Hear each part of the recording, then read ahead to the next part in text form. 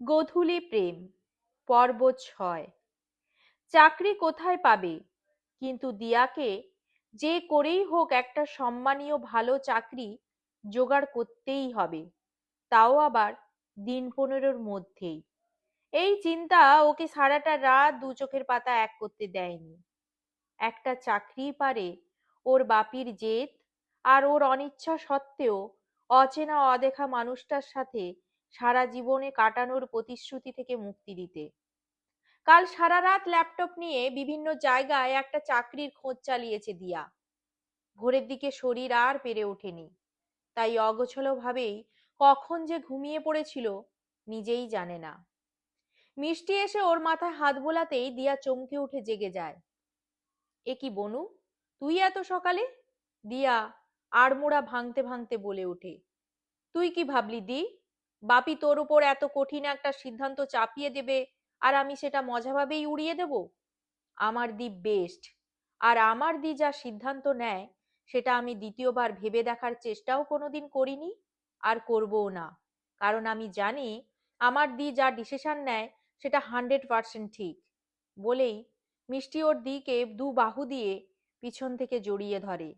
সকাল সকাল মিষ্টির বাহুবন্ধনের মিষ্টির আদরে দিয়ার মনটা ভালো হয়ে যায়। কলেজে যাবি নাকি? দিয়া প্রশ্ন করে। হ্যাঁ যাব, কিন্তু তার আগে আমার চেনা জানা কয়েকজন আছে যাদের বড় বড় বিভিন্ন কোম্পানির সাথে যোগাযোগ। কলেজে গিয়ে ওদের সাথে একটু কথা বলবো ভাবছি।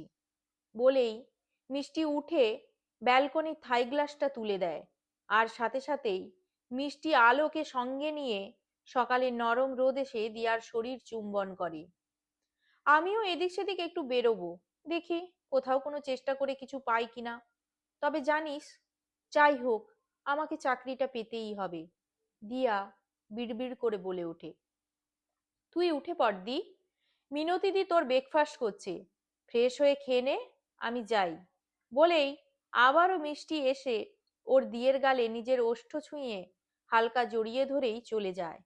দিয়া বিছানা থেকে উঠে বেশ কিছুক্ষণ ব্যালকনিতে এসে দাঁড়ায়, তারপর নিচে যাওয়ার প্রস্তুতি নিয়ে রুম থেকে বেরোতে যেতেই দেখে রুমের টি টেবিলের উপর একটা পেপার পড়ে আছে। ও একটু অবাক হয়, কারণ ওর রুমে এই মুহূর্তে পেপারটা কে রাখলো। আবার এটা ভেবে আরো বিরক্ত হলো, সকাল সকাল ব্রেকফাস্ট টেবিলে দৈনিক পেপার না পেলে ওর বাপি খুব রাগ করে। পেপার পড়তে পড়তে ব্রেকফাস্ট করা মোহিতবাবুর দৈনিক কাজ। সেই পেপার ওর রুমে, তার মানে ওর বাপি আজ পেপার না পেয়ে নিশ্চয়ই খুব রেগে গেছে। তাই তাড়াতাড়ি করে পেপার নিয়ে নিচে নামতে লাগলো দিয়া, কারণ অলরেডি আজ অনেকটা দেরি হয়ে গেছে। প্রতিদিনের মতো ডাইনিং রুমে এসে মোহিতবাবুকে গুড মর্নিং হুইশ করতে যেতেই দেখলো আজ ডাইনিং টেবিল একদম ফাঁকা। কিছুক্ষণ এপাশ ওপাশ তাকিয়ে কাউকে দেখতে না পেয়ে বাড়ির পরিচারিকা মিনতিদিকে ডাক দিল। বলো বড় দিদিমণি। মিনতিদি দিয়ার সামনে এসে দাঁড়ালো। বাপিমা কই? দিয়া বলে উঠল, ও দাদা বাবু, উনি তো আজকে একটু তাড়া ছিল বলে অনেক আগেই বেরিয়ে গেছেন। তারপর দেখি বৌমণিও চলে গেল, কিন্তু যার আগে আমাকে পই পই করে বলে গেছেন আমি যেন তোমার ঠিকঠাক দেখভাল করি। এই পর্যন্ত বলে একটু থামলো মিনতি। তারপর আবারও দিয়ার দিকে তাকিয়ে বলে উঠল, তোমার জন্য আজ লুচি আলুর দম করেছি, তুমি বসো, আমি আসছি। বলেই মিনতি আর দাঁড়ালো না। আজ বাপি পেপার না পড়েই চলে গেল। স্ট্রেঞ্জ, তাহলে কি বাপি কালকের ঘটনা নিয়ে আমার উপর খুব রেগে আছে? দিয়া এসব ভাবতে ভাবতেই মিনতি চলে এলো এক প্লেট গরম গরম লুচি আর আলুর দম নিয়ে। আলুর দমের গন্ধ এতই তীব্রভাবে ওর নাকের সামনে আসতে লাগলো যে দিয়ার মাথা কাজ করা বন্ধ করে দিল। আপাতত লুচি আর আলুর দমেই কনসেন্ট্রেট করা উচিত ভেবে পেপারটা টেবিলের উপর রেখে দিয়েই খাবারে মন দিল। দিদিমণি, কেমন হয়েছে আমাকে বললে না? মিনতি হাসি মুখে জিজ্ঞেস করতেই দিয়া একগাল হেসে বলে উঠল, জাস্ট ফাটাফাটি।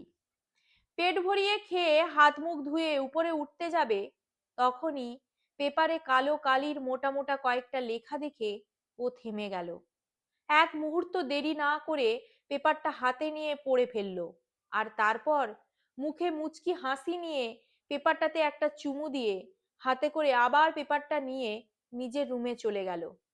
মিনতি দিয়ার খেয়ে যাওয়ার খাবারের প্লেট তুলতে এসে ডাইনিং টেবিলের নিচে পড়ে থাকা একটা পেপারটা ঝুঁকে তুলে নিল। যাহ, দাদাবাবু আজ এতটাই তাড়া ছিল যে পেপারটা অসাবধানে টেবিলের তলায় পড়ে গেছে বোধহয়। যাই, এটাকে ঠিক জায়গায় রেখে আমি দুপুরের রান্নাটা সেরে ফেলি, নইলে দিয়া দিদিমণি আবার খেতে দেরি হয়ে যাবে। বলেই মিনতি পেপারটা তুলে নির্দিষ্ট জায়গায় রেখে রান্নাঘরে চলে গেল। আসলে এই বাড়ির সবাই খুব গোছালো, যেখানে জিনিস সেখানে রাখতেই পছন্দ করে। আগামী পর্ব জানতে হলে অবশ্যই আমার সঙ্গে থাকুন। আর যদি আমার ভিডিওটি পছন্দ হয় তাহলে অবশ্যই একটা লাইক, একটা কমেন্ট, একটা শেয়ার এবং সাবস্ক্রাইব করতে ভুলবেন না। ধন্যবাদ।